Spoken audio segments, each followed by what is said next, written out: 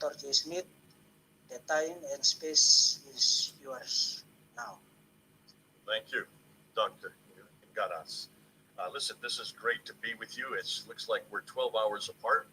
I'm way over here in the United States. You're there in Asia.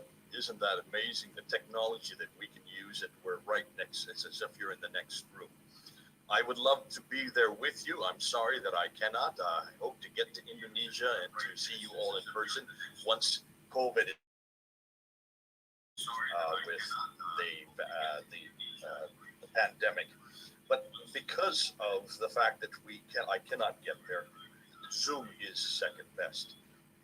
Now, I've been asked to speak about the Quran itself, this book right here. This is the book that is causing all the problem. This is the book that we're going to be doing a textual analysis. Now, that's fascinating, because if you were to ask a Muslim, what do you mean by textual analysis of the Quran? They won't know what you're talking about.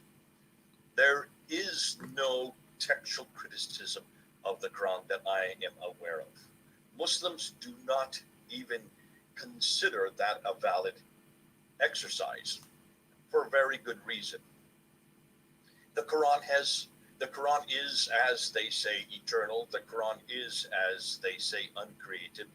The Quran was, as they would admit, sent down over a period of 22 years from 610 to 632, and was then finalized by Uthman in 652, so mid-7th century. So why would there be any notion of textual criticism? What is there to critique? What is there to criticize?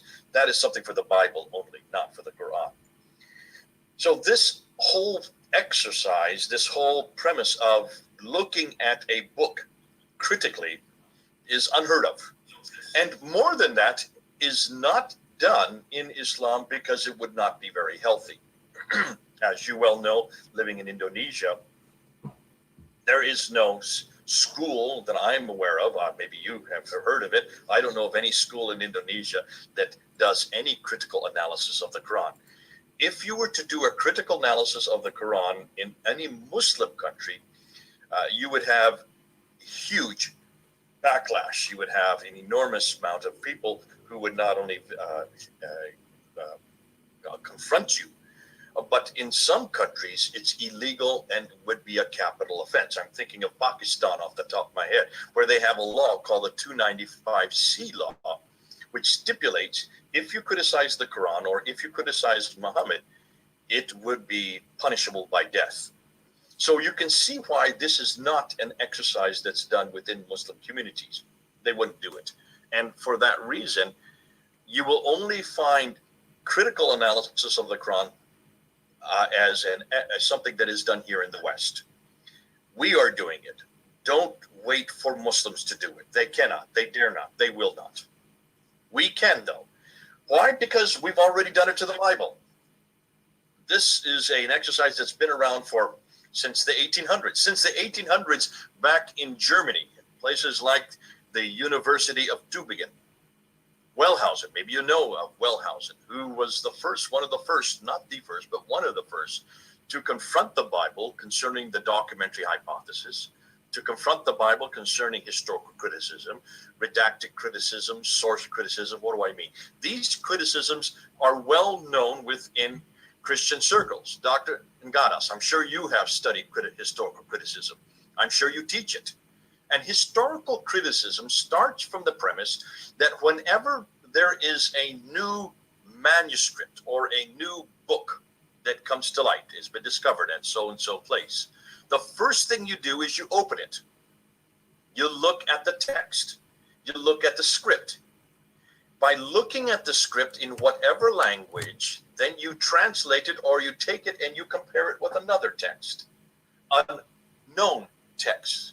Let me give you an example. When the Sinaiticus, the Alexandrinus, the Vaticanus, these are the three major biblical codices. These are the metropolitan codices, were discovered in the 1800s. Tischendorf, who was there in the Sinai, and he went into the monastery, St. Catherine's Monastery, there in Sinai, and he saw a manuscript in a wastepaper basket.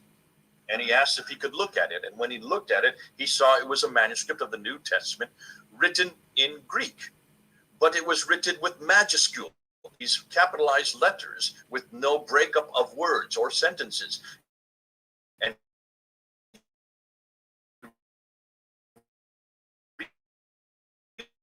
realized that this is Greek in the 4th century AD. And he got excited. And he says, could I take this? And of course, they were going to burn it. That's why they had it in the waste paper basket to keep warm. So they said, yeah, you can have it. So he took it back, brought it back to England. They sent it up to St. Petersburg in Russia. And since that time in 1800s, when Tischendorf found that manuscript, they have done test after test after test. But the first thing they did was to read it, open it up, read the words on it, look at the sentences to see if it was the same as the existing scripture that we have today. Now, back then, they had the Latin Vulgate, which is a completely different language. And so they did like with like, like with like, like with like, looking at verse after verse after verse to see if it was the same verses. Once they realized that this was the New Testament, it was Matthew, Mark, Luke, and John, just like they already had in the Latin Vulgate, they then looked and they dated the script. And they dated the script on the Sinaiticus to around 325 to 350 AD. That means the early 4th century, which made that manuscript the earliest in existence at that time. The earliest in existence. It was a complete text. Now, that is what you do with textual criticism. And we've been doing this since the 1800s. So we're way ahead of everybody. We're especially ahead of the Quran. So when the Quran comes into existence, this book here, the first question I ask of any Muslim is, have you tested this book textually? Done a critical analysis? I'll show you all these up here. See all these here? These are all Qurans. Every one of them is in Arabic. Every one of them is over 1,000 years old. Not the actual printing. No, these have been printed this year. But each one of these has a different name on it. Khalaf, Al-Kasai, Ibn Khalif, Shoba, Ibn Amir, Galun, Warsh, Hafs. Did you hear me give those different names? Did you notice each has a different name? Every one of those that you see on that on this shelf here is an Arabic Quran. No two are the same. They're all completely different Qurans, all written in Arabic, all over 1,000 years old. How do I know? We open the pages. We look at the script. We look at one script with another script. And the one that you have to compare it with is this one right here. This is the Hafs text. This is the canonical text. This is the text that has been chosen for the whole Muslim world. But this text does not agree with this text. This is the second most popular text. This is the Warsh text. Warsh, Hafs. Two different names, two different men. This man wrote this Quran in 796. This man wrote this Quran in 812. 796, 812. Muhammad died in 632. Do you see a problem? Well, I see a problem immediately. This is written 144 years after Muhammad died. This one is written even longer, another 16 years after that. So can you see immediate, these are texts that were of the Quran. They are scripts of the Quran. They do not agree with each other. There are 5,000 differences between these two books. 5,000 differences. Now, you've been told there's only one Quran. I'm showing you two different Qurans. This one from the late 8th century, and this one from the 9th century. That's called textual criticism. How do I know that? Because we've opened it up. We've done a comparison, like with like. In the same way we did with the Bible, we're doing now that with the Quran. And that's just to give you an introduction of what we're now finding with the Quran. And we are destroying the Quran with this new research. This new research, this may be the first time you've ever heard this. Much of what I'll be introducing now on the Quran may be the first time for many of you, because we're so far ahead of what the Muslims have done with their book. We are the ones that now know more about the history of their Quran than they do. They know what the Quran says. They know how it's to be applied. They know how to exegete it, but they know nothing about its history. That we do. So what I'm going to be sharing with you today, now we're not going to get through too much today because there's just so much. So we'll get started with today and we'll go ahead and we'll do an introduction and then move from there. So let me go ahead and open up my PowerPoint and get started with my PowerPoint. And those of you who, what I want you to do is, as you're listening to me, I'm sure many of you are going to have questions. So you will look at the bottom of your screen or at the top of your screen, depending on how your Zoom is set up, and you will see a chat, a button called chat. Open up the chat and you can talk to each other. Feel free to talk to each other in Indonesian. If you have a question, however, write the word question, Question, and then write your question. Write it out, type it out, so that when I come to the Q&A period, I will just look at those questions and I will try to answer each one. I can't say that I will be able to answer them all, but I will try to answer as many as possible. When you send out the question, make sure you send it to everyone so that we all can read it. Otherwise, because the Zoom gives you the opportunity, the ability to send it to certain individuals, but I see there are 34 of us here now, and it would be too much to. If it goes to someone else, I won't get it. So make sure that it's sent to everyone so that I can see it. So let's get right into this first question. In search of a book, looking at the newest research on the historicity of the Quran. Now, when you of course talk about the Quran, you need to ask what the Muslims claim. And the first thing they claim is that the Quran is uncreated, that it is eternal. It has always existed. And we see this in the Quran itself. The Quran makes that claim for itself in chapter 85, verse 22. Surah 85, ayah 22, talks about the preserved tablets. If you look at any exegesis, like Baidawi, Zamakhshari, Al-Suyuti, Ibn Kathir, any of these great exegetes, they will exegete that verse to me. It is the eternally preserved tablets.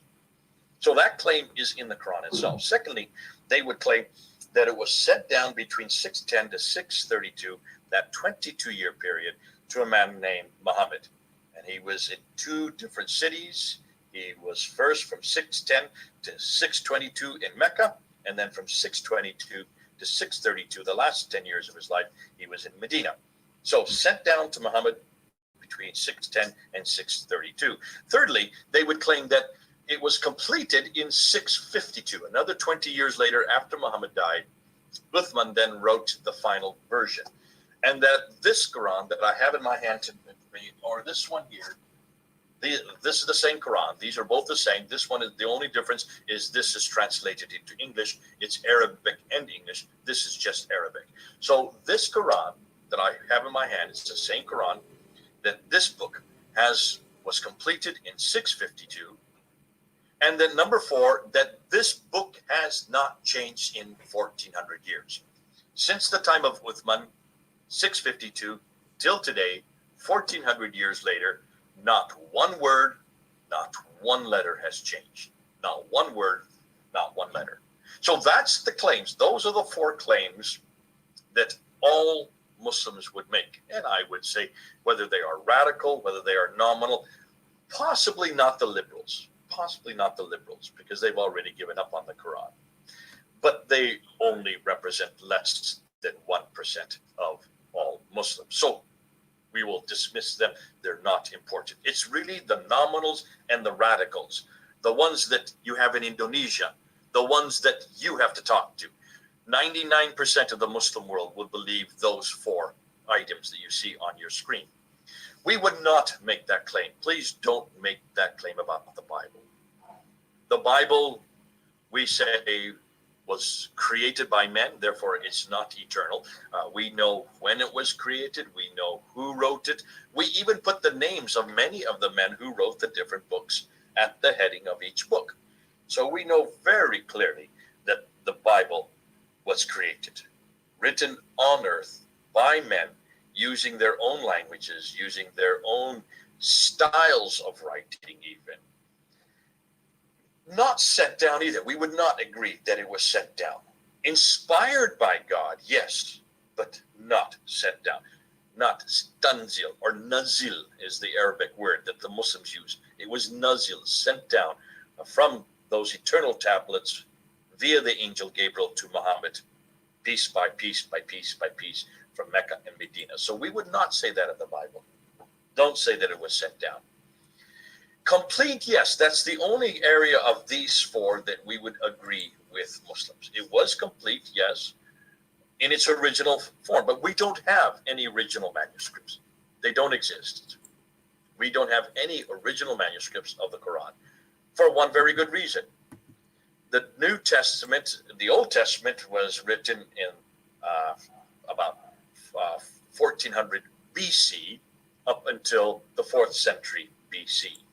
The New Testament would have been written within the 1st century AD.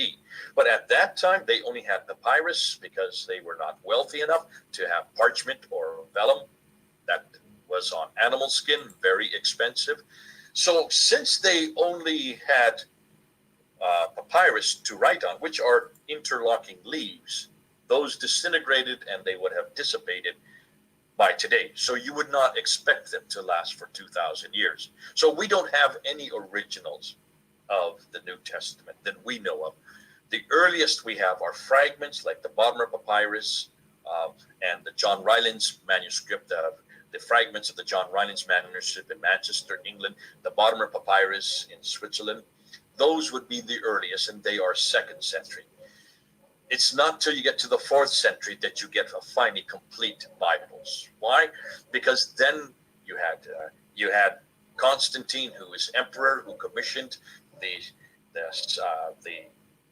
synod, and for the synods that he had, he wanted to make sure that they had manuscripts. So he was the one that paid for these enormously expensive books.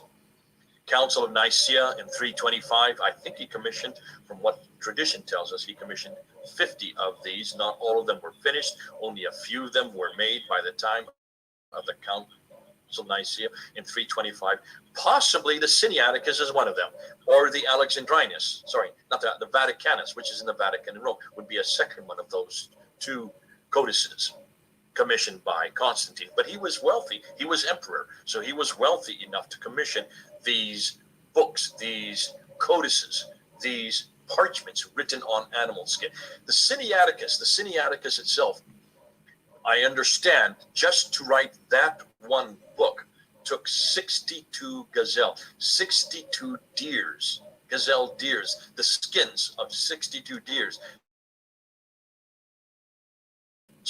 just to write that book. So you can see how it changed in 1400, in 2,000 years. Yes, they have changed in the last 2,000. We know where the changes are. In my New Testament, I can't say about the Indonesian Bible, but in the English Bible, if you go to Mark chapter 16, from verse 9 to 20, there is a line right there, right before the verse 9, and it warns the readers that from verses 9 to 20 are not found in the Sinaiticus or the Alexandrinus or the Vaticanus. The earliest Greek manuscripts don't have those verses in it. Or John, Gospel of John, chapter 7, verse 53 to John chapter 8, verse 11. In my Bible, there is a line before and after which warns the reader that those verses, the story of the woman caught in adultery, are not found in the earliest Greek manuscripts. The earliest being the Sinaiticus, the Alexandrinus, the Vaticanus. Now, why are they there then? Why do we leave them in there? Because there's nothing in those passages, Mark chapter 19, Mark chapter 16, verse 9 to 20, or John chapter 7 or chapter 8. There's nothing in those passages that's not found elsewhere. There's no new doctrine. There's nothing new. So that's why we leave them in there. But we warn the readers. So we know that the Bible has been changed. We know where they have been changed. And the reason why is because with the Bible, we have a good 10,000 Latin Vulgates, 5,800 Greek manuscripts, 9,000 in other languages. That adds up to around 24 to 25,000 manuscripts, either complete or partial, that we can look at. We have such tens of thousands of manuscripts to look at that we can compare between all of them. How many manuscripts do the Muslims have for the Quran? The earliest century and the earliest 2 centuries of Islam, they only have 6 manuscripts from the 8th and 9th century. So you can see when you do like with like, we are by far way ahead of Islam with our Bible. So those 4 things we would not say about the Bible. Now, what is my remit tonight? Listen, I cannot critique uncreatedness or sent down. I'm not there in the 7th century. There's no way I could know what actually happened in the 7th century. But I can critique complete and unchanged, the last 2. Was the Quran complete in the 7th century? Has it been changed since the 7th century? Those 2 things I can critique, and I will. And that's what we're going to do from here on out. And I'm going to ask 4 things. There you see them on the screen in front of you. First and foremost, if Muslims are going to claim, as they do, that the Quran has a textual history that goes all the way back to Uthman in 652, then I want them to show me one Quran, one manuscript that goes back to 652. I want one. Just show me one. You're going to see why I'm saying this, because Muslims claim that there were 5 Qurans created at the time of Uthman, sent to 5 different cities. Medina, which was Yathrib before that, Mecca, Basra, Kufa, and Damascus. Basra, Kufa, and Damascus, Mecca, and Medina. So 5 cities, 2 of them in Saudi Arabia, 2 of them in Iraq, what is present-day Iraq, and 1 is what is present-day Syria. So those are the claims they make. Since they make those claims, I'm going to hold them accountable. You can as well. And say they need to show us one manuscript today, extant, that's from that time period, from the 7th century. Listen, we're only talking about 1,400 years ago. That's very recent. If we can go back to the 4th century and the 5th century with 3 metropolitan codices of the Bible, complete codices of the New Testament, then by the 7th century, 300 years later, they should be able to come up with one. We're just asking for one. One complete manuscript of the Quran from the mid-7th century. That's 652, the time of Uthman. 2, that all I'm asking for is one complete manuscript. I don't want a fragment here or a fragment there or 2 folios here or 1 page here or a backside of a page there. I want all 114 surahs, all 114 chapters or books, not just the bits and pieces. I want to see an entire Quran from the time of the 7th or 8th century.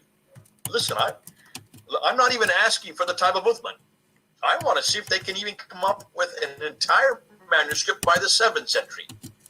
Why stop there? I want to see if they can come up with an entire manuscript by the 8th century. Why stop there? Let's see if Muslims can show me and you an entire manuscript of the Quran by the 10th century. Did I say 10th century? So I'm not just talking about 7th, 8th, or 9th.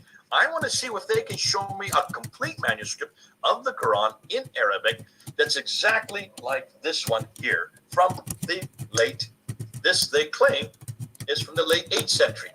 This is the Hafs text from Iraq. This is considered to be the canonical text. Let's see if they can show me a manuscript that equals this book. And you see this book is written in Arabic from the 8th century. So you can see I'm asking, this should be simple for Muslims. This should be simple for them.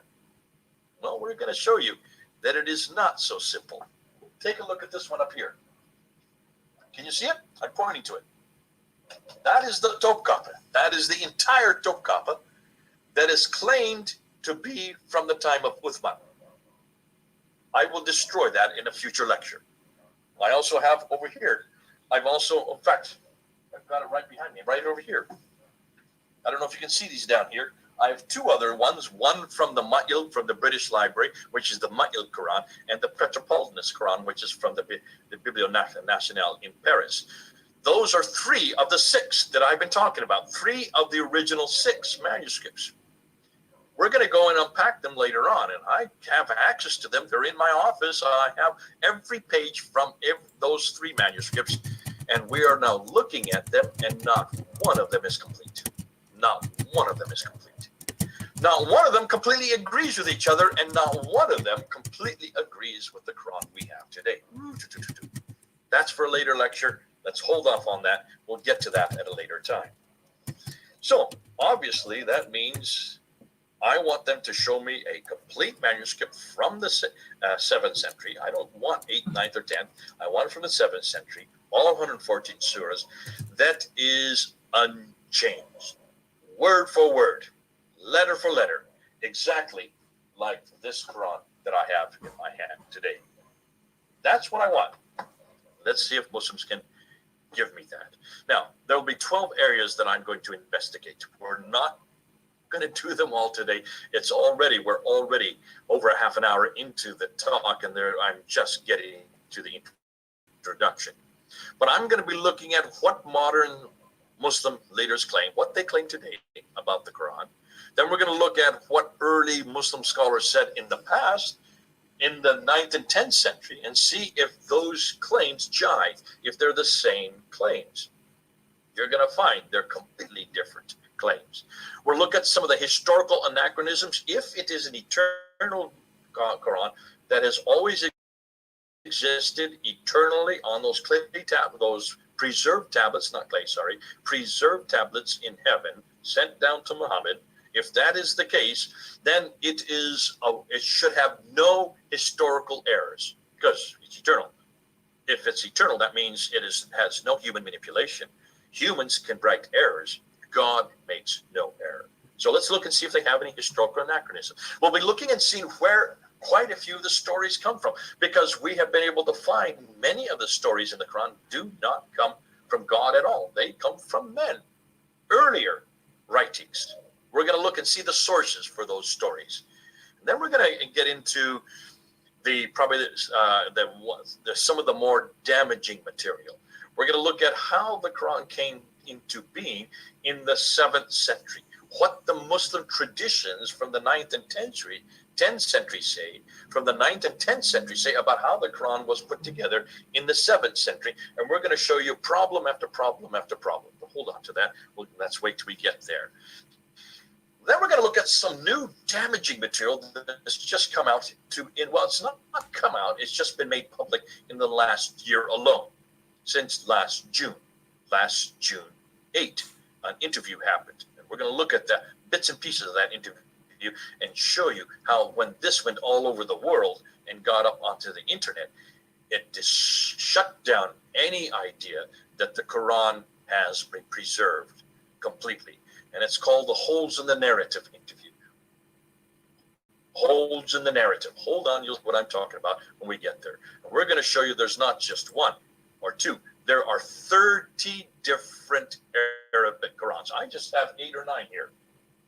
There are 30 of them, official ones. Those are only the official ones. Wait till you see when we get there how many more there were. Then we're going to look at the earliest manuscripts. This is one thing I began with. We're going to look at the Topkapi. We're going to be looking at the Ma'il. We're going to look at the Petropolitanist. We're going to look at the Husayni manuscript. We'll look at the Samarkand manuscript, and then we'll look at the Sana manuscript. Those are the 6 major manuscripts: the Topkapi, the Ma'il, the Petropolitanist, the Samarkand manuscript, the Husayni, and the Sana manuscript. Those are the 6 major manuscripts, and we're going to debunk each one of them, manuscript after manuscript after manuscript, to show that they are not the same Quran we have today. And what's most damaging, there are thousands of differences, and these have nothing to do with dots or vowels. This has nothing to do with the ijab or the harakats. These are to do with the razm. The razm are the consonantal text, which is, I think, the Achilles heel of the Quran. We're going to show you how we can shut down the Quran just by looking at the script. Just by looking at the script. From there, we're going to look at the Salah Manuscript, because the Salah Manuscript is probably one of the most citing because it has two layers. It's a palimpsest. Palimpsest means it was a piece of writing on animal skin that got washed off and then rewritten over top. So there are two layers, the lower layer and the upper layer. And we're going to compare the two layers and show you that there was an evolution between the lower layer and the upper layer. There's about 20 years between those two layers, and what happened between those two layers, you're going to love to find out. We're going to look at the Birmingham folios.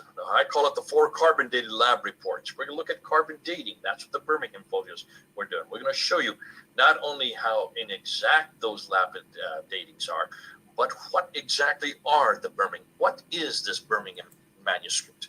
What and why are the Muslims pushing it so hard? And how can you answer that response? And then we're going to get into the real damaging material. We're going to get into this book. This is the only book published of its kind. It's absolutely new and it is devastating. This is done by Dr. Daniel Allen Brubaker, a good friend of mine. He wrote this in 2019 from his research that he did for his doctoral research, his doctoral thesis. And he went around the world looking at the earliest manuscripts. Remember the 6 I told you, and 4 others. So 10 of the earliest manuscripts, all written in Arabic. And he started taking pictures. And he started taking pictures of variants. See, there's a variant. There's another variant. There's another variant. There are 1, 2, 3, 4 variants on just this picture that's on the cover of his book. And he found 4,000 of these variants. That means words that have been changed, erased, deleted, accreted. Some of them have been inserted. Others have been covered. Others have been pasted. Sometimes they wrote in the margin, like here, words that had to be added at a later date. And in every case, whenever you see these accretions, these deletions, these corruptions to the script, in every case, this has nothing to do with dots, has nothing to do with vowels, has nothing to do with diacritical marks. These are actual words. These are actual scripts. These are actually consonantal text that have been changed over the centuries, possibly during the Ottoman Empire from the 1300s until today, so that the manuscript that is left behind now agrees with this text, the official text of the Ottomans, the Hafs text. Every one of those corrections was to standardize the script on those manuscripts to agree with this script, the 796 script, the late 8th century script, so that all the manuscripts now agree. But they were very clumsy. They didn't bother to even hide the work that they had done. They just erased sometimes whole lines and let you hear. You can see that they're erased. They inserted words above the line, below the line. They many times covered with paper. They just covered whole sentences, words after words, sentence after sentence. Sometimes you can see they've been left blank. Other times they wrote over top new words, new sentences. I mean, they weren't trying to hide it. Well, they really couldn't hide it because these are ancient manuscripts. And we're now looking at them and we're now exposing them. So that's going to come when we look at the consonantal variants. And then we're going to look at what they have tried to do because of the demand that we're asking, because we have demanded an original Quran. Since they claim that's original, we have demanded this original Quran. They have scrambled the last few years trying to find a complete Quran, trying to find a complete Quran in the 7th and 8th century.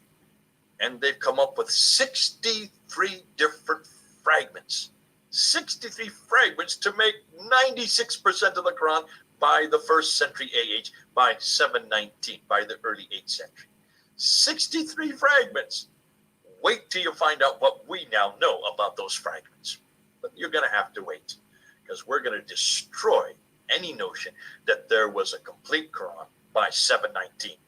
All right, and then we're going to look and see, how did this book finally get chosen in 1924? What in the world was going on? And why is this the official and not one of those? Or the other 29? Why was this book chosen and not these? Since there are 93,000 differences between this book and those. I just have 8 or 9 of the 20 that you can get. These I got on the internet. You can buy them today. I bought them here from Illinois, here in the United States. So those are the 12 areas we're going to go through. Now you can see there's no way I can get through all of this today. I'm just going to introduce this. This is an introductory talk. This is to get the ball going. I'll have to come back. We'll have to do more of these sessions. But there's an awful lot of material for you to use. Now, why in the world are we doing this? And I think what I'll do today, I won't get into the talk because it's going to take too long, Dr. Nagata. So what I want to do is tell you why this is important for our discussions. Some of you may say, well, maybe this is too technical. We don't need it. How can we use this in Indonesia? Much of what I'm going to be sharing with you today, you don't have to know a word of Arabic, okay? Don't get flustered and say, hold on a minute, this is way over my head. I'm not going to be able to understand it. This is for lay people like you. People some of you are professionals, others of you are lay. Some of you will not think that this is important. We are finding hundreds of Muslims leaving Islam because of this material. Hundreds. I go and I put up videos on my Fander Films site. Fander Films is P-F-A-N-D-E-R-F-I-L-M-S. I'll just write it here in the chat. You can see what I'm talking about. This is to everyone. Fander Films is there it is. You see Fander Films there? That is my YouTube channel. That YouTube channel has been going, I've had that up there since 2006. Remember, Fander Films was created in 2005. So almost as long as the YouTube has been working, I've had my channel up there. Now, Fander Films is a academic channel. I only use academic work. I'm not there to mock anybody. I do not use material that's there to denigrate Islam or denigrate the Prophet Muhammad. I don't do that. I'm only interested in the historical critique. Why the historical critique and why this kind of work? Because I am finding that this is the Achilles heel of Islam. This is what's going to destroy Islam. And I'm interested in this material for a number of reasons. Let me just give you a list of them. First and foremost, the historical critique is the critique that everybody should be asking of any book that considers itself to be a revelation from God, including the Bible. If there is any book that makes that claim, that includes not only the Bible, but the Quran, the Bhagavad Gita, the Upanishads, the Vedas, the Book of Mormon, or the Granth Sahib for the Sikhs, any of these books that claim to be from God have to pass the historical test. And the historical test starts from the premise that if you make a claim about a book in a certain place, written at a certain time by a certain person, that those 4 areas, the name, the place, the event, and the time period, those 4 can be investigated. We must investigate those 4 areas. Because why? Because that's how you find the truth about a book. Every revelation that comes from God, if it does come from God, will talk about names, places, events, and dates. The Bible does. There was a man named Abraham who lived in the Euphrates Valley and moved to Canaan in 1900 BC. That's a historical claim. I've just made a number of claims. I'm talking about a person, I'm talking about a place, and I'm talking about event, and I'm talking about a date. You notice I've had all 4 of those within that statement. The same thing Islam makes about Muhammad. He was born in Mecca, moved to Medina at 622. So I'm talking about a man, a place, an event, and a date. When you make any of those 4 claims, they need to be investigated. And I'm going to be investigated all 4 on Islam. Now, for these sessions that I'm doing with you there in Indonesia, I'm not interested right now, that will come later, in looking at the man and the place. I'm looking at the book, the event, and the time. Okay? The book, the Quran, the event, its writing or its revelation, and the time, 6:10 to 6:32. Or actually, I should say 6:10 to 6:52, because that's when it was compiled completely. So those three things I will be investigating, because the same has been done to the Bible. The same thing needs to be done to the Book of Mormon, the Vedas, the Bhagavad Gita, the Upanishads, the Granth Sahib, you name it. Any revelation that makes historical claims has to be investigated historically. What's interesting is only the Bible has had this done. Christians are the only ones that have done this to their own scriptures. The Sikhs have not done this to the Granth Sahib. The Hindus have not done this to the Bhagavad Gita or the Vedas or the Upanishads. The Mormons have not done this to the Book of Mormons, and the Muslims have not done this to the Quran. We're going to do it because we understand it better than anybody else. We have already had our own history that's gone back 200 years of historical criticism. Redacted criticism. Redacted criticisms means saying one thing and then redacting it back to an earlier period. All right? Let me give you an example. Muslims claim that Muhammad received this revelation from 6:10 to 6:32. That's a historical claim. Where does that claim come from? Where does this material about Muhammad receiving a Quran from 6:10 to 6:32 from two different cities, one in Mecca, one in Medina? Well, where does this material come from about how the Quran was written? It comes from a man named Al-Bukhari. Al-Bukhari died in 870. 870 is the late 9th century. But the claim that Al-Bukhari is making is for the 7th century. That's called redacting.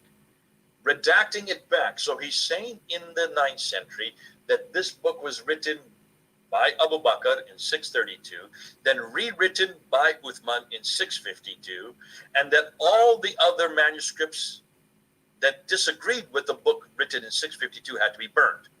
That is Al-Bukhari, volume 6, book number 61, hadith number 510. I'm giving you book, volume, verse, or Akbar. Interesting, that was written in 870 for what was happening in the 7th century. Now, when you unpack that and look at that, say, hold on a minute, there's a problem here. Why were the other manuscripts destroyed? Why were they burned? The answer is, every Muslim will say, because they disagreed with the Qureshi dialect. These were dialectical differences on a written script in 652. Now, here's where the criticism comes in. Stop and think that through. How can you have dialectical differences in a written script in Arabic in the 7th century? The only way to have dialectical differences in a written script demands dots and vowels. You have to have dots and vowels to have dialectical differences. In a written script, you can have dialectical differences orally, yes. People speak different dialects. In Indonesia, you probably have different dialects in different languages, different ways of saying the same thing. The way pronunciation is different. But once you write it down and you read the differences, you have to have a lettering or dotting to be able to see that pronunciation in the written script. In the 7th century, there were no dots and vowels. Dots and vowels had not been invented yet. They were only invented in the 8th century. So how can mid-7th century, 652, you have different dialects written in a written text of Arabic, which only had 16 letters? Al-Bukhari says it happened. He was writing in 870. In 870, there were dots and vowels. Of course, he had no problem saying that the dialects were different. That's why he said he burned them. But that is 240 years later. Now that's called redacted. See, what have I done? I have now done redacted criticism. I have confronted that and said that is impossible to happen in the 7th century. It makes sense in the 8th century. That's why Al-Bukhari wrote it down. But can you see that's a historical anachronism? Looking at textual criticism. So that's what we're going to do. We're going to use that kind of criticism. We're going to look at source criticism. When you look at the Quran, you will see story after story that are about biblical characters. Abraham. You know Abraham in the Bible, right? Abraham in the Bible came from Ur of the Chaldees, which is in southern Iraq today, and moved to Canaan, which is in what we would call Israel today, right? That's what the Bible says. What does the Quran say in chapter 21 of the Quran? The Quran says that he went into the Kaaba. Where's the Kaaba? The Kaaba is in Mecca, in Arabia. That he went into the Kaaba in chapter 21, verse 51 to 71, and he destroyed all the idols in the Kaaba. Next morning, the people seeing the broken idols, they grab Abraham and they put him into a fiery pit. Wait a minute. Is that story in our Bible? No, it's not in our Bible.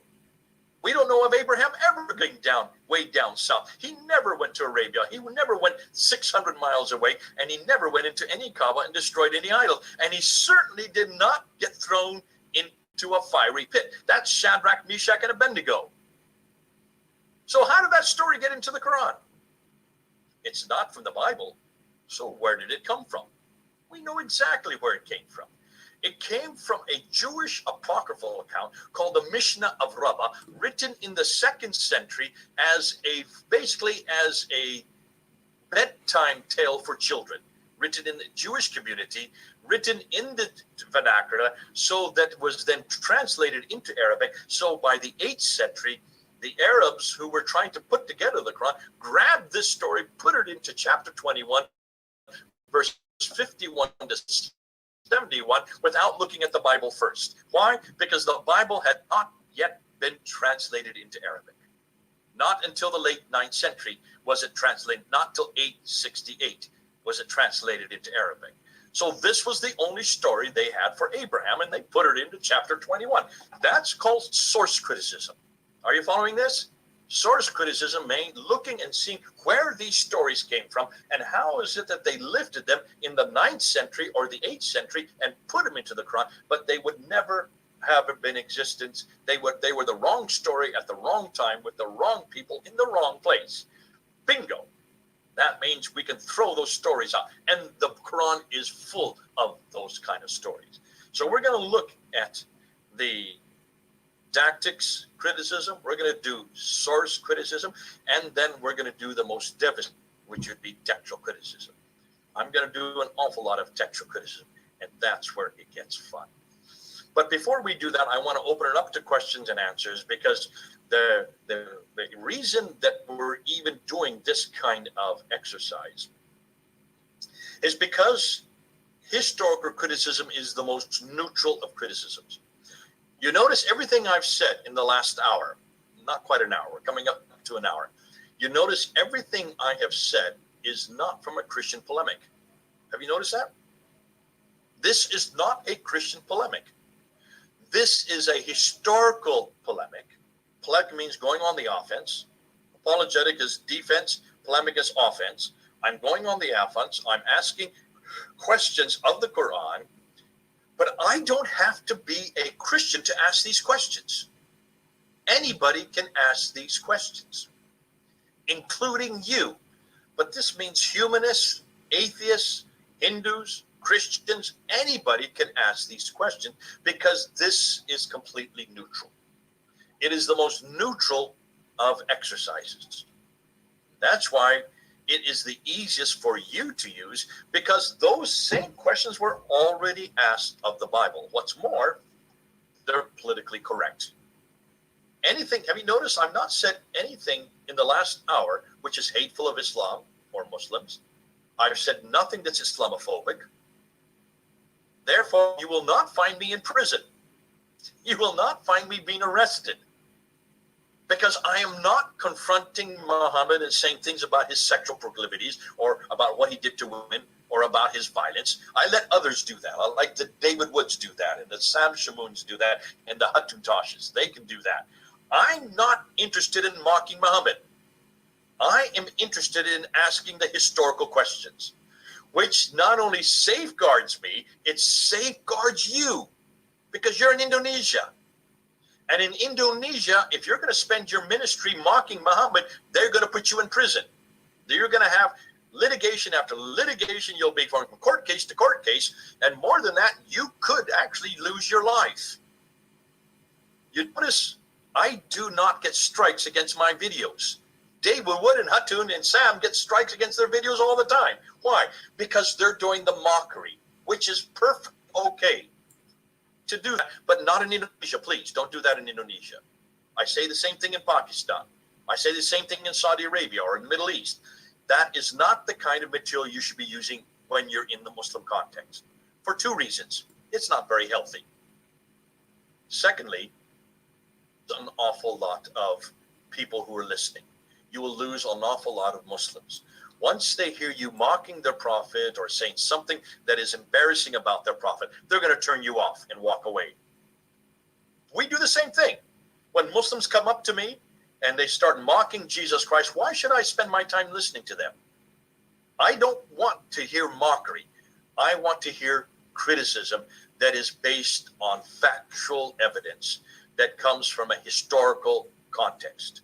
So in many respects, this is not only the easiest type of criticism, it's the most efficacious, and it will keep you alive. But more than that, it will also be the most damaging. Because when you look, I did a debate with David Wood in November last year, so just a few months ago, in California. David and I are good friends. We've worked together for many years. Every year in September, I'm in California with David, and we do seminars with people all over California. I've been to Ethiopia with David Wood. We have been on the same platform many times. So I have no problem with David Wood. We're good friends. But we did this debate on this very issue. Did Muhammad exist? I started from the premise that he did not exist. I'm not even going to get into that today. That's for a whole nother lecture at another time. David went from the premise that he did exist and that the Islamic traditions from the 9th and 10th century are correct and are usable and are efficacious. That debate went for 2 hours, well, maybe an hour and a half. Since that debate, there has been all kinds of people who have emailed me, who have watched that debate, and they have a paradigm shift. And they realize that the historical critique is much more damaging than the moral critique. Or the moral critique is really what David and Sam and Hatun like to use. The historical critique is nothing to do with morality. It's everything to do with history. That's why it's called the historical critique. Not only is it more damaging, it's easier to use, it's more politically correct, and in the long run, it will destroy Islam. Why? Because Islam is dependent on two things. That's really all it's dependent on. One book, one man. The book and the man, the book and the man, the book and the man. That's what I've said for years. It's dependent on this book and the man Muhammad. This book and the man Muhammad. Christianity, likewise, is dependent on one book and one man as well. Have you noticed? We start from the same paradigm. We're dependent on this book and one man, Jesus Christ. Which is the bigger book? This one is. I keep it bigger for a reason. I make sure my Qurans are always small, so you can see which is the bigger, the better book. Why? Because this book is what keeps us. This is our revelation. We are absolutely dependent on both the old and the new. What's more important, this book talks all about one man. His name is Jesus Christ. The Old Testament prepares the way for Jesus Christ. The New Testament then explains and exposes and gives us the gospel, his gospel, that we use today. So therefore, we start from the same paradigm as Islam. We are the ones who are the closest to them because we are both absolutely dependent on two things. One book modeled by one man. The Quran for Islam, the Bible for Christianity, Muhammad for Islam, Jesus Christ for Christianity. So that's why we understand them the best. We are the closest to them. And we are the only ones that have an antidote. We are the only ones that have an alternative. We are the only ones that have the answer. So when you confront the Quran, make sure you bring them back to the Bible. Do not confront the Quran historically unless you ask the same questions of the Bible. Are you following me? When you confront the Quran with source criticism or redacted criticism or historical criticism, make sure you use and ask the same questions of the Bible. Source criticism. Where do we get the stories from? How is it we know that they're correct? Well, is it that we know that Abraham did live in 1900 BC, lived in Euphrates Valley, and went all the way over to Canaan? Redacted criticism. Is this nothing more than 2nd century BC material written back and given and redacted back to a man named Moses for the first 5 books of Moses? Can we show that actually Moses did write this material at that time in that place from those from his own, not only his own experience, but also inspired by God? Can we prove that? Those are the kind of questions you need to ask the Bible, because we're asking that of the Quran. Historical criticism, textual criticism. Have we opened this book? Did we look at the script? Are we able to know whether or not that what is written here is exactly the same that's written in the Alexandrinus and the Vaticanus and all the other Latin Vulgates? This is called textual criticism. Then we have the right to ask the same thing of the Quran. That's why then we introduce these Qurans. We look at the manuscripts. We have the right to do that, because once you ask the question of the Quran and you destroy its authority and you destroy its authenticity and its credibility, we need to bring them home. We need to bring them home. And we are the only ones that can bring them home. There is no other scripture that they can go to but the Bible. If we're going to confront the God of the Quran, Allah, we've got to bring them back to Yahweh. If we're going to confront Isa of the Quran, the Jesus of the Quran, we need to bring them back to Yeshua, the true name for Jesus in Arabic. Isa is not Arabic. Yeshua is. We're going to get into that later on. So every time you confront the Quran, every time you confront Islam, every time you confront Muhammad, every time you confront Allah, every time you confront the whole edifice and the origins of Islam, make sure that after the confrontation, you bring them home. Bring them home to Jesus.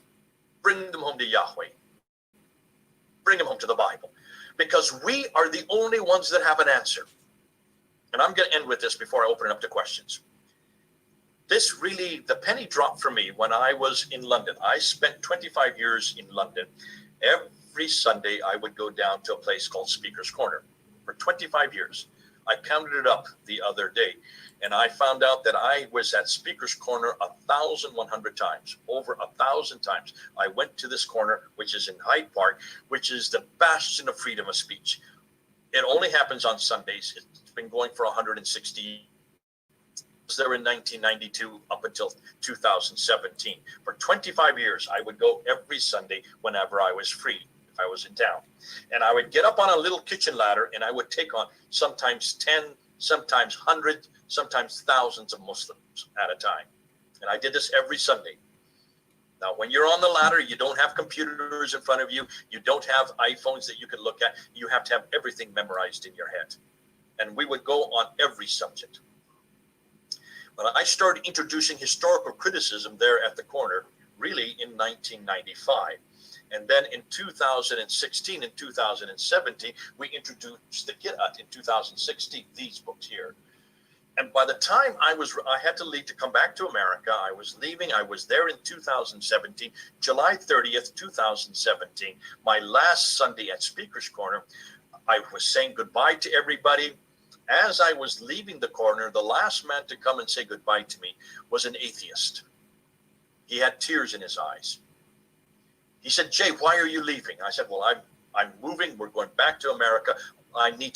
This material has to go all over the world. And the best place to do it is in America, because we were using Zoom for 7 years. Zoom is new to you all. It's not new to me.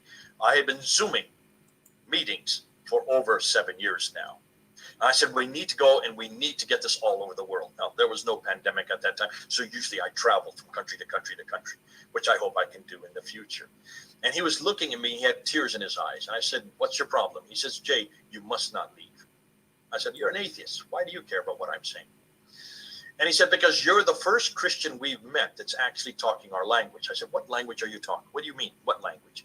He said, Christian after Christian comes down to Speaker's Corner, and all they talk about is what God has done for them. They give us their testimony.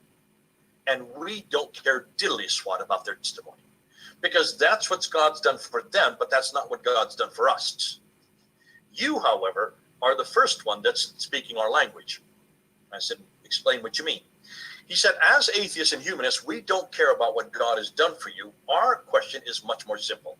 We're asking 3 words. Is it true? That's all we're asking. Is it true? Is your Bible true? Did Jesus live and die and rise again? Is it historically accurate? Can you prove it to me? Can you show me? And you're the first one that's doing that. You've been answering that question for 10 years now, he said. Now, that means he knew me for 10 years. And he says, you're the only one that has now used those questions about is it true about the Bible, and now are applying it to the Quran, applying it to Islam, applying it to Muhammad, which is true. That's what I was doing. In 2013, I started doing that. Actually, I started doing that in 1995. But at Speaker's Corner from 2013, 14, 15, 16, up in 2017. He says, you are the first one that's actually confronting the Quran using historical criticism, using redacted criticism, using source criticism, using the very criticisms we need the most, because these are the criticisms we understand the best. And I looked at him and I said, I'm glad you like this material. I'm glad it goes, if it's something you can understand. I'm glad you see the efficacy of this kind of critique. But I want you to do nothing with it. Please don't use it. You're not the right ones to use it. I said, the reason why is that you have nothing to offer the Muslims. All you are interested in is destroying their Quran, destroying their God, destroying their prophet. What are you going to offer in its place? You have nothing to give them. This is only for Christians to use. We are the ones that have to use this. Because I am not interested in destroying their revelation if I don't give them a better revelation. I am not interested in destroying their God, Allah, unless I can give them a better God, Yahweh. I do not want to destroy their view of Isa unless I bring them Yeshua in the gospel of Jesus Christ. What do you have to give them? All you want to do is get rid of religion completely. You want to give them nihilism. How is that going to help them? How can you say you love these people if you want to destroy their faith? True love destroys that which is evil and brings them back to that which is good. You replace it with something, but you have nothing to replace it with. We are the only ones that have something to give them. We are the only ones that have the antidote. We are the only ones that have the answer. We are the only ones that have the alternative. This is really a Christian polemic. And this should be done by the church. This should be done by people like you, the ones I'm talking to you. You need to use this material in Indonesia, much more so than I need here, because you have Muslims all around you. You're in the largest Muslim country on earth. You have a very radical group of Muslims there. You have very nominal Muslims there, and you even have some liberals. All 3 groups need to hear this material. The liberals will love it the most, because they understand historical criticism better than anybody else. The radicals will hate it the most. You'll get the most reaction from them. But what you're doing, you will find that the radicals will be the first to acquiesce, because the radicals are the most dependent on historical acuity, on historical credibility for that which they believe. The nominals don't really care. You're going to have a hard time really convincing them. This material is especially efficacious for the radicals and the liberals, from my experience. That's why I hope to see not just tens, not just 20, hundreds of Muslims coming to Christ because of this new material. Oh, that's enough from me. Let's open it up for questions for you, and let's see if I if you've written any there. Let me go to the top here. Okay, here's the first question by Harry Hallam. You ask, how many popular Quran being followed? Which countries use the Quran? Did all Qurans require Hajj to Mecca? Okay, those are three questions. Let me just go through each quickly. How many popular Qurans are being followed? Okay, if you look at it, the most popular Quran is the one that was canonized, this one right here. This is the Hafs Quran. Now, when I'm saying Hafs Quran, this means that it's memorized with the Hafs pronunciation. The Hafs Qira'at. Qira'at means reading, or ahruf. These are readings. So this is done with the Hafs Qira'at. The only reason why this is so popular is because it was canonized in 1924 by Al-Azhar in Cairo, and then made for the whole world in 1985 by King Fahd there in Saudi Arabia. So this is memorized, this reading is memorized by 95% of all Muslims. 95%. Okay? The second most popular is this one here, the Warsh. This is memorized, this has about 5,000 differences between those two. This is memorized by 3% of all Muslims, almost all of them in North Africa. So all across North Africa, this is the reading they memorize. Okay? It is 5,000 different places, it's different, but it's very popular in North Africa. The other ones that you see here are much less than 1%, each one of them, okay? And they're different parts of the world where they're memorized. I don't know which is the one that's popular there in Indonesia. I'm guessing it would be the Hafs. You can ask your Muslim friends. I'm guessing in Indonesia, this is the one that's the most popular because it's been canonized. Now, Muslims are trying to make sure that all the others are finally going to get rid of it because they don't know what to do with all these different readings, all these different Qurans. They would rather get rid of all of them. They tried to in 1924 because all the ones that disagreed with the Hafs in the high schools there in Cairo, they took all of the other 29 that disagreed, took them out into a boat and threw them into the Nile, thinking that would get rid of them. How stupid can you get? There's no way you can get rid of them all over the world. So, Harry, that would be there are 30 different ones that are being followed by Muslims today. The two most popular are the Hafs all over the world and the Warsh just in North Africa. Did all Qurans require Hajj to Mecca? There's no reference in the Quran for a Hajj to Mecca. All right?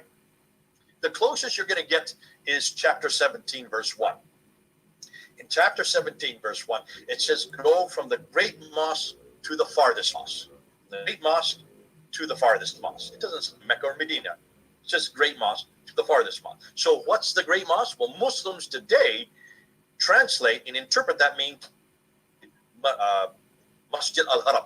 The Masjid al-Haram means the forbidden place of bowing, which would be Mecca today. To the farthest mosque, they would say, is Jerusalem. So you can see that right there, there's a historical problem right there. Because if this was written before 632, there were no Muslims living in Jerusalem in 632. So what mosque could there have been in Jerusalem in 632? There was no mosque in Jerusalem that early.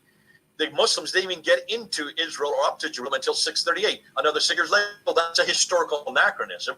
There was no mosque there. The Masjid al-Haram, which would be the Al-Aqsa Mosque, that was built in 709. That's 8th century.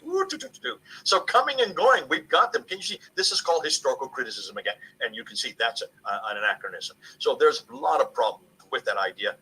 That's the only verse that talks about the Hajj, or the closest to it. It's obvious that this was written in the 8th century, redact back to the 7th century, and whoever wrote it forgot to look at their history books. There were no Jews living in in Jerusalem for them to make that Hajj, to go up to Jerusalem that early.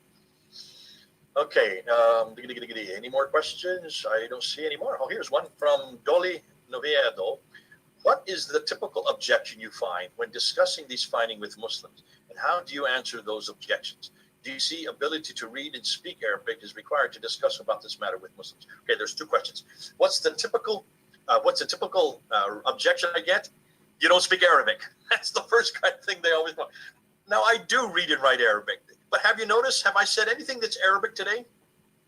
Well, I've said certain words. Do you need Arabic to do this? No. What's more, This has nothing to do with Arabic unless you're getting into the Qiraat and doing this. But I don't do this work. Listen, I read and write Arabic, but I'm not the expert in this area. I let the experts do it who know the grammar much better than I do. And they know the grammar better than 99% of all Arab speakers as well, because this is Quranic grammar. This is much more archaic Arabic. What's more, the Arabic that's in all of these books, even the modern one, even today's book, look at the Arabic in this book. The Arabic in this book does not come from Mecca and Medina. The Arabic in this book does not come from the 7th century that far south. The Arabic in this book, which uses the alif maksura, which uses the tar marbuta, which uses the definite article, the al, those are 3 different references that you will find. 2 of them are endings of words. The other one is the definite article, beginning of the word. That is not found in the Arabic that would have existed in the middle part of Arabia, in the Hijaz, where Mecca and Medina are. The Arabic that was used there is called Sabaic Arabic. That does not have the tar marbuta. That does not have the alif maksura. That does not have the definite article. So where does the Arabic come from that's in this Quran? The Arabic that's from this Quran is Nabatean Aramaic. Nabatean Aramaic is from Petra, from Jordan, 600 miles further north. So if you're going to say you need to know Arabic, then you're going to have to use Jordanian Arabic. You're going to have to use archaic Arabic, and you're going to only have to you're only are going to be able to use 16 letters, because that Arabic only used 16 letters. Today's modern standard Arabic now uses 28 letters, 12 more letters. So what's the purpose of learning Arabic since you can't even use it for the Quranic Arabic that was used at the time of the 7th century? But you will see that it's good to know Arabic to read and write it. So it's good that I know how to read and write it. I took 2 years of Arabic so that I can do that. But most everything that you're going to find about the Quran and about history and about Muhammad and about in Mecca and Medina has nothing to do with Arabic. It has everything to do with history. Secondly, do you see what is the foremost thing that Muslims, what's the biggest objection? That's the first objection, and you can just shut that one down very quickly. It's like saying and asking this. Now, do you know how many Muslims do they ever confront the Bible? Have you known Muslims to confront the Bible? Yeah, they do all the time. They say the Bible has been corrupted. If a Muslim says the Bible has been corrupted, should we in turn say, you cannot make that statement until you know Hebrew and Greek? What a stupid thing to say. Do you have to know Hebrew and Greek to ask the question whether or not the Bible has been corrupted? No. We don't ask anybody if they're attacking the Bible, if they're attacking Jesus Christ, if they're attacking historical anachronisms within the Bible. We don't ask them to first learn Hebrew and Greek before they can make those objections. So why are Muslims asking everybody else to learn Arabic before they can ask any questions about the Quran? Unless you're talking about the grammar of the Quran, unless you're talking about the exegesis of the Quran, unless you're talking about the internal contradictions within the Quran, looking at it internally, you don't need to know Arabic to ask these questions. So the second question the second objection is, you're only arguing from silence. There is no Quran there because you're not there. But absence of evidence does not necessarily mean evidence of absence, right? Absence of evidence does not necessarily mean absence of evidence does not necessarily mean evidence of absence, which is true. That was an objection that made sense when I did my first debate on this material in 1995. Since 1995, however, and you're going to see this as we go into this material more, we have now come across the coins from the 7th century and the 8th century. We've now come across the rock inscriptions from the 7th century and the 8th century. We now have come across the mosques from the 7th century and the 8th century. And the coins, the rock inscriptions, the mosques, the manuscripts that we've now come across from the 8th and 9th century, when you put those 4 together, now we have all kinds of evidence. And this evidence is from the 7th, 8th, and 9th century, which means we are the ones who now have the evidence. We are not arguing from silence anymore. Back in 1995, when I had my first debate at Cambridge University with Dr. Jamal Badawi, I had to admit that I was arguing from silence. 25 years later, now in 2021, actually 26 years later, we are no longer arguing from silence. In fact, we have just turned this argument on its head, because now Muslims, everything they're going to tell me about Muhammad, everything they're going to tell me about the Quran, everything they're going to tell me about Mecca, everything they're going to tell me about how Islam began, about Muslims, and about Islam, those 5 areas, everything they're going to tell me comes from the 9th and 10th century. None of it comes from the 7th century. So now they are arguing from silence, not us. They don't have anything to support Muhammad or the Quran or Mecca or Muslims or Islam in the 7th century. Not a thing. I'm jumping the gun. You don't know what I'm talking about. That's yet to come. We're going to show you that this argument, these arguments, the historical arguments from the 7th century completely destroy Islam historically. Okay, so you can see why they no longer will debate me anymore. Muslims will not debate me on this material. Why? How can you debate? There's nothing to debate with. They have nothing to show. I have everything to show, and we're going to train you up on how to do that. That's yet to come. Robert Redford, the actor. So, can it be said that the Quran is a work of the Council of Saracens, authors 6th to 7th century, which was hastily compiled, considering the many absurdities and weird things in the contents of the Quran? Yes, exactly, Robert, and you've got it correctly, and that is exactly what happened. Once they appointed Muhammad as the prophet, Abdul Malik introduces that on the coins in 692. He introduces it on the Dome of the Rock in 691. He introduces it on the Caliphate Protocols in 692. So when Abdul Malik introduces it on the coins, the Dome of the Rock, and on the Caliphate Protocols, all within a 2-year period, that introduced Muhammad as a prophet. That was the late 7th century. Once you have a prophet, he has to have a revelation. Every prophet has a revelation. They had no revelation. Can you then understand why his son, Al-Walid, was the one that started grabbing all this material, had different manuscripts that were starting to put together? There was a manuscript that became very popular in Damascus, in Syria, that was written by a man named Ubay ibn Ka'b. Another manuscript that became very popular in Baghdad or Kufa that was written by Ibn Masud. But the one in Damascus had 116 surahs. The one in Baghdad had 110 surahs. Then there was another manuscript that became very popular in Basra by Ibn Musa. So you had Ubay ibn Ka'b with 116 surahs, Ibn Masud's manuscript with 110 surahs, and Ibn Musa's with 114. And then, of course, the one that became canonized was Zayd ibn Thabit's manuscript, which was from Medina. So 4 different manuscripts in 4 different cities, 3 different countries, not one of them agreed. And that's in the 7th century. That's what the traditions tell us. That's what the traditions tell us. Where are those 4 manuscripts? Why did they disagree? Because they had to hurriedly put it together. When you hurriedly put it together, you need to go, where do you go to get sources? You come back to the Bible.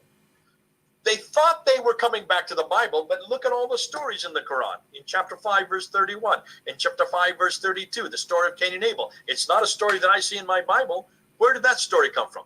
That came from the Targum of Jonathan ben Uzziah and the Mishnah,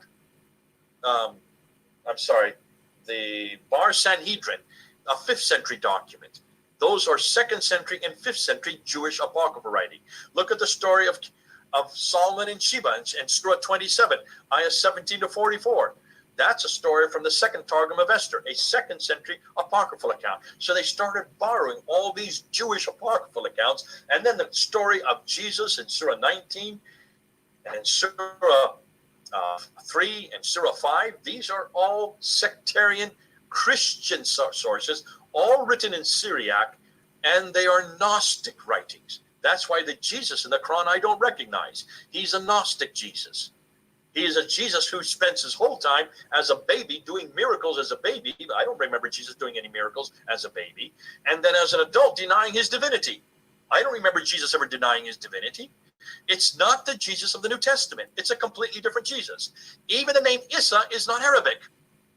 When you borrow the story hurriedly from these different sources, you not only take the story and put it into the Quran, you take the name as well. So the Syriac name for Jesus is Iesu. You bring it into Arabic, it becomes Isa. They've got the wrong Jesus. They've got the wrong name. In the wrong date. Wrong time. For things you're looking for.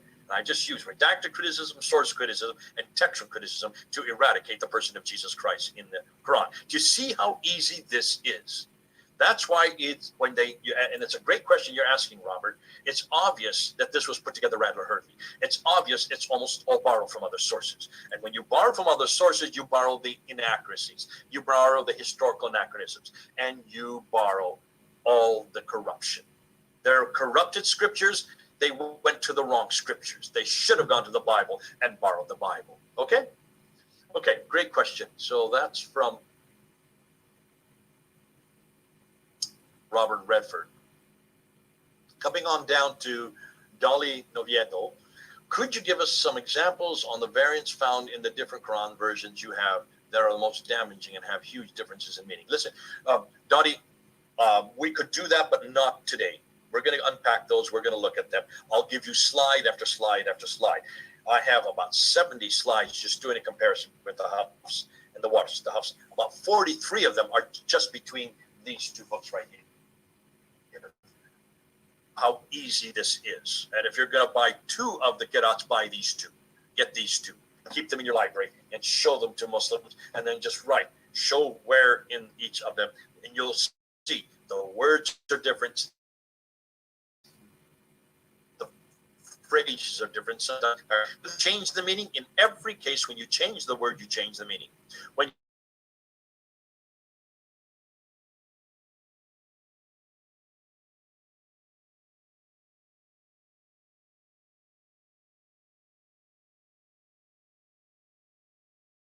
you change the meaning, sometimes you today, so that 95% of the Muslim world is now using the Hafs. Several people, according, this is Christus Gembal,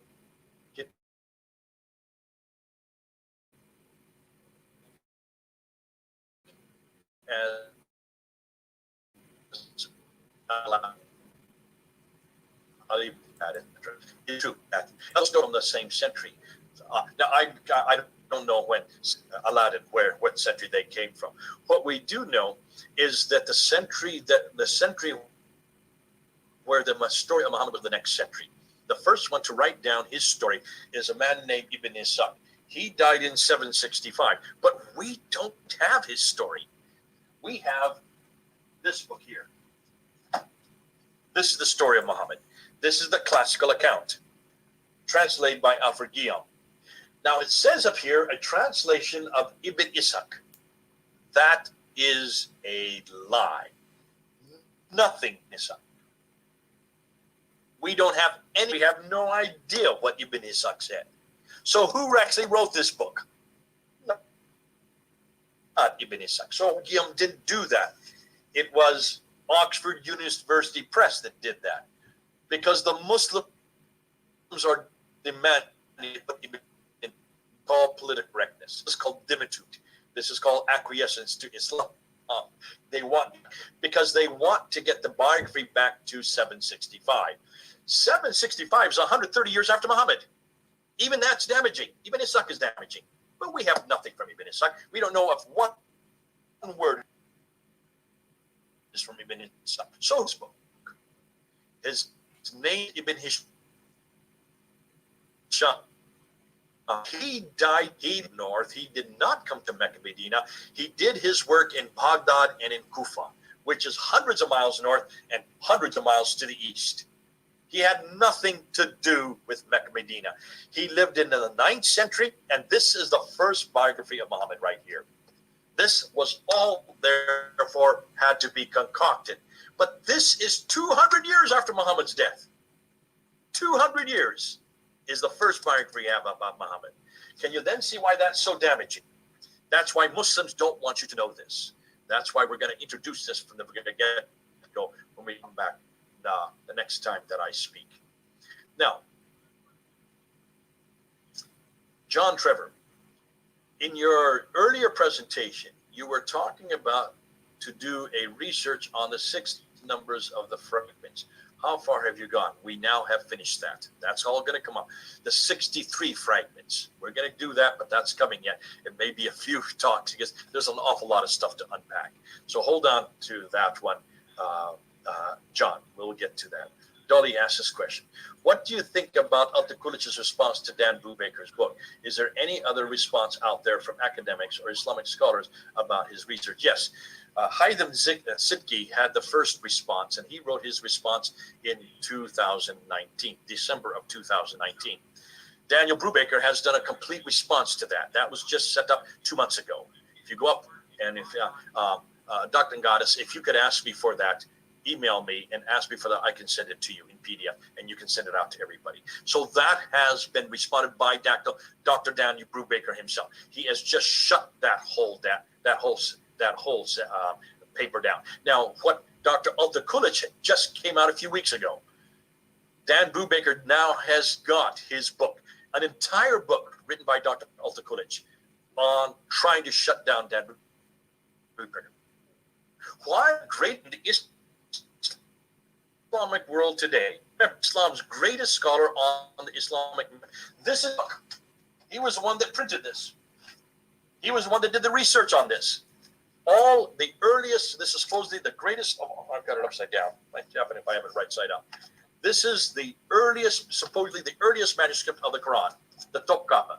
He is the one that actually controls it.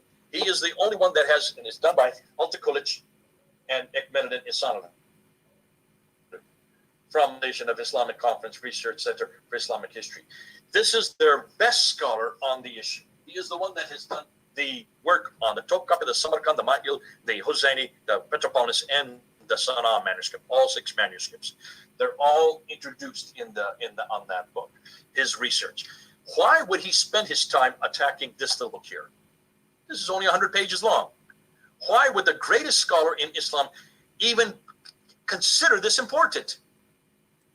And why would he publish it from the same publishing site that published these manuscripts? That they are scared of what Daniel Brubaker has found. To me, this shows me fear at its greatest. You can see why this is so damaging. One little book with just 20 examples, just 20 out of 4,000. He has found 4,000. This is the first 20. This is the first book. If you're getting the greatest scholar in Islam, who's even reading that book, writes an entire book. There is no other book that he has written about any other piece of work except the manuscripts himself. That's what he writes, those books right there. And yet he spends an entire book of even longer than this one, 110, or I think it's 150 pages, to shut down Daniel Brubaker. What does that tell you, folks? They are scared. Now, I have not read Altikulich's book because I haven't got it yet. It's in the mail. I'm waiting for it. Dan Brubaker now has it. He is now unpacking, and I've already been on the phone to him. He's already said it's almost the same arguments as Haitham Sidki. He has not changed the argument. So in respect, this paper that I'm going to send you with his response to Haitham Sidki already will shut down Altikulich as well. Okay? So fear nothing. Daniel Brubaker is on top of it.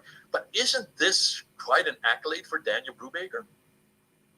For the greatest scholar in the whole entire Islamic world to pay that much attention, to not only read his book, to write an entire book and get it published in his publishing center against his little book of 20 corrections.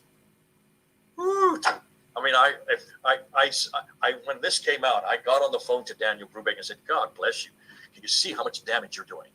And you're the first to do this. No one else has done what you're doing. Now, Daniel Brubaker has his own YouTube account. It's called Variant Quran.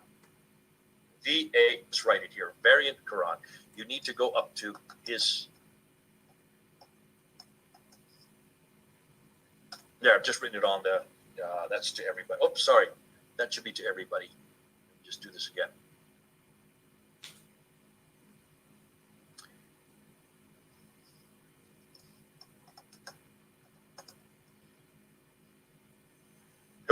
onto YouTube and look at variant Quran, putting up a video almost every week, maybe every other week. Look at those videos. He is approaching almost 20,000 subscribers now.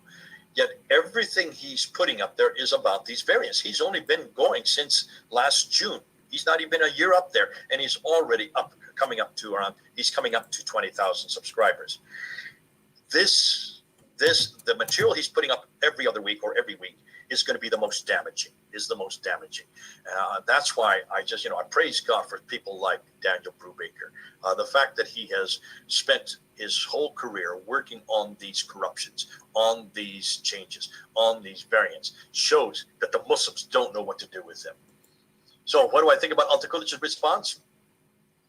The fact that he even responded, the fact that he even wrote an entire book shows me that he is scared, And the fact that he has come up with nothing new, that what Haydn Sikmi already said in 2019, we're in 2021, 2 years later, and he has not come up with anything new, shows me that he does not know what to do with this material.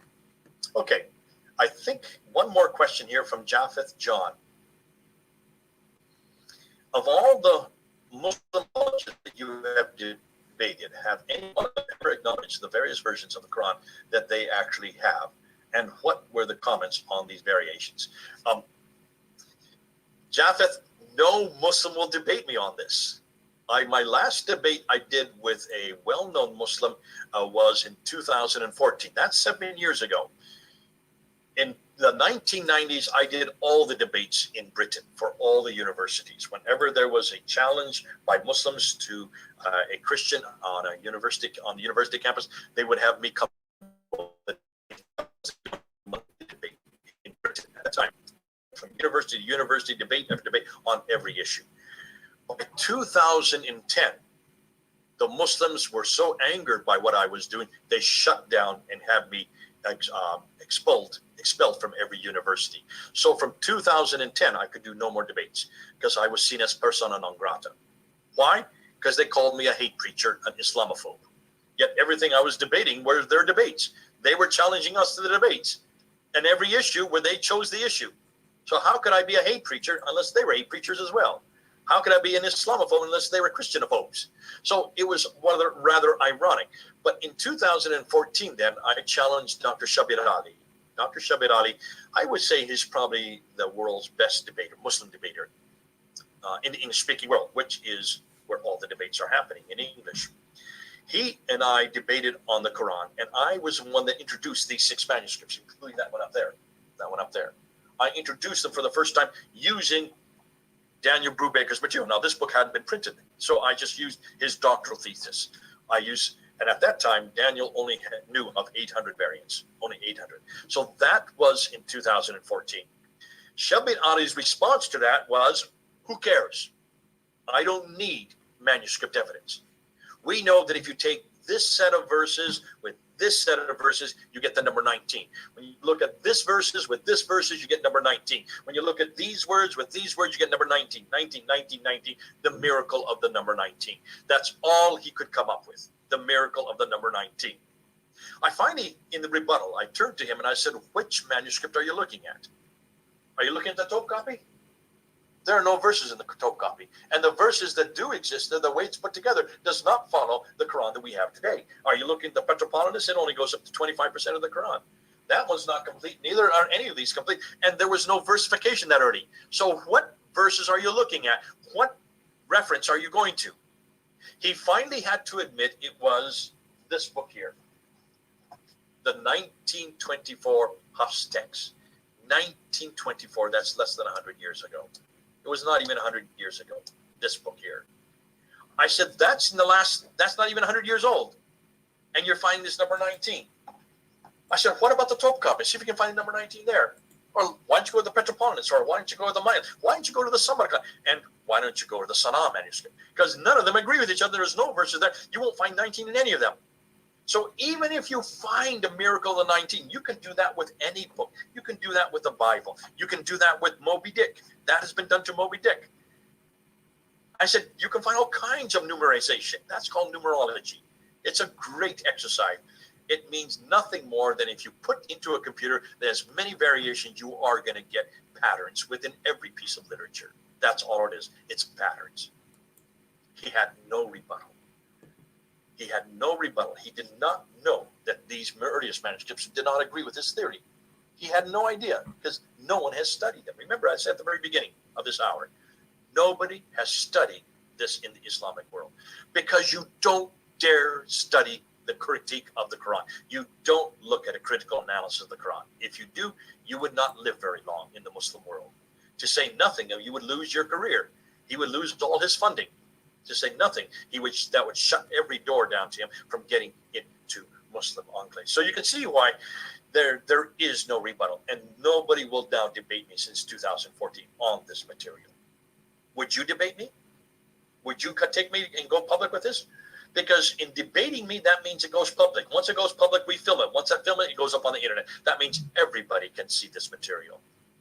No wonder they don't want to debate this. It is not debatable. Okay, and the last question by John. Do you and other researchers often get threats in pursuing research on this historical criticism? So how serious is the threat? Yes, of course. I mean, listen, I used to get threats all the time. At Speaker's Corner, I was there physically every Sunday. I was on a little ladder with just 2 steps. So just to put my head above them. There were tens, sometimes hundreds of Muslims around the ladder. They would yell at me. They would give me death threats. Sometimes they would try to follow me home. I got beat up a few times. I got my glasses broken. You can see here a scar where they tried to open up my throat. So I did get beat up. But I'm still here. I haven't died. Otherwise, I wouldn't be able to do this lecture. I don't worry about death threats. Death threats are usually nothing more than to shut you down. They are for intimidation. Now, I cannot say for Indonesia. Please don't quote me about Indonesia. I don't know the situation there. It may be much more difficult for you in Indonesia. But here in the West, we get threats all the time, but they're not going to carry them out. Not against me. The people that they are going to kill, the ones they will attack, are usually apostates. Many of you probably may be apostates. You have left Islam. Those are the ones that I feel much more insecure about. People like Hatun Tash or Al-Fadi, my colleague that I'm on with all the time. He has to be careful. So does Hatun Tash. I don't have to be worried about it. The Lord, we have a great God, and He's going to protect me. And I will know that whenever I go into battle, I know that I'm there because God wants me there. I know that He will protect me. I know that He is not going to let me die until it's my time. So I don't worry about it. Who cares about death threats?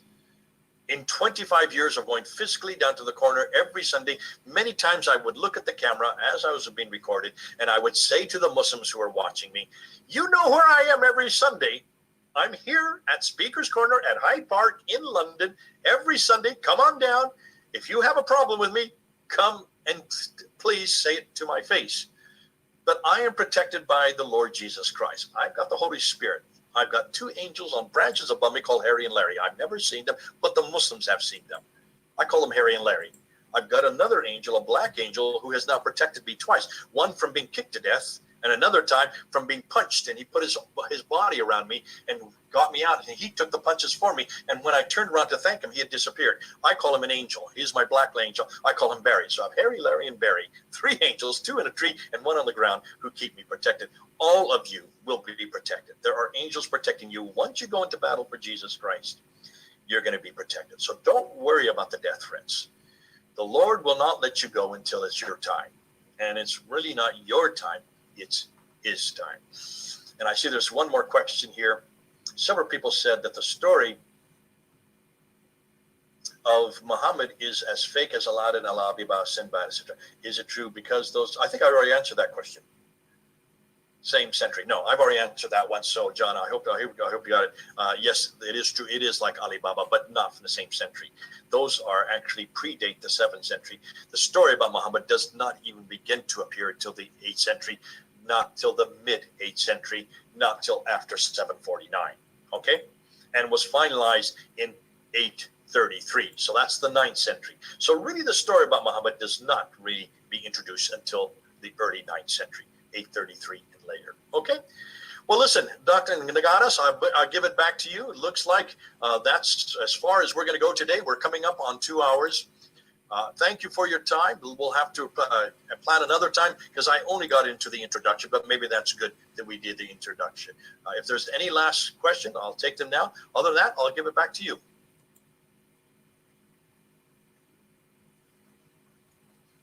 Okay, Jay, thank you for the lecture. Host, apakah kita ada sesi tanya jawab dulu atau gimana? Kayaknya udah Pak. Oke, kalau gitu Pak Rino silakan closing. Say thank you untuk dia lah.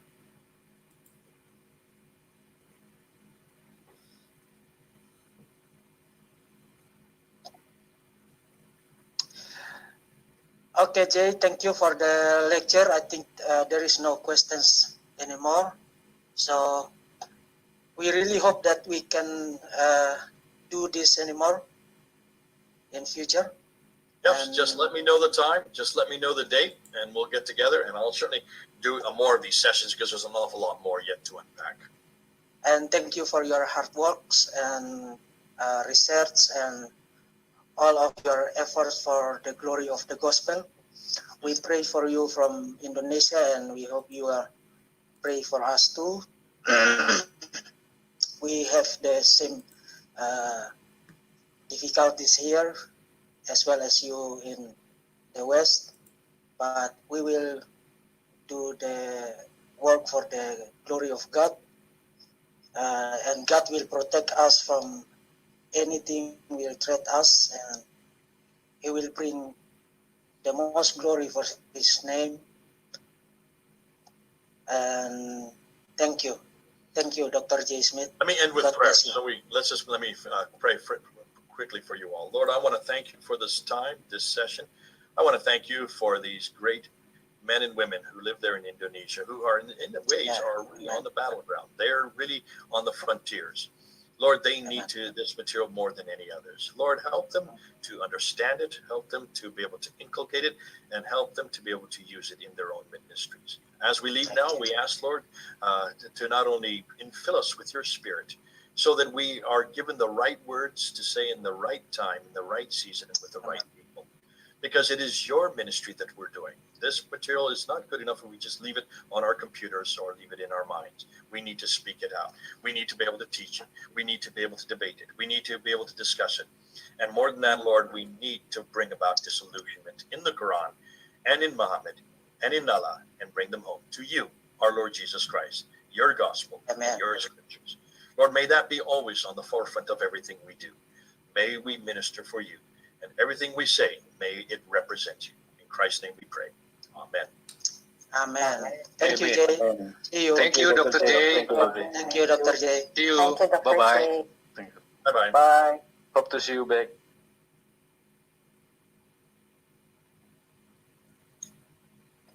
Sorry, sinyal putus.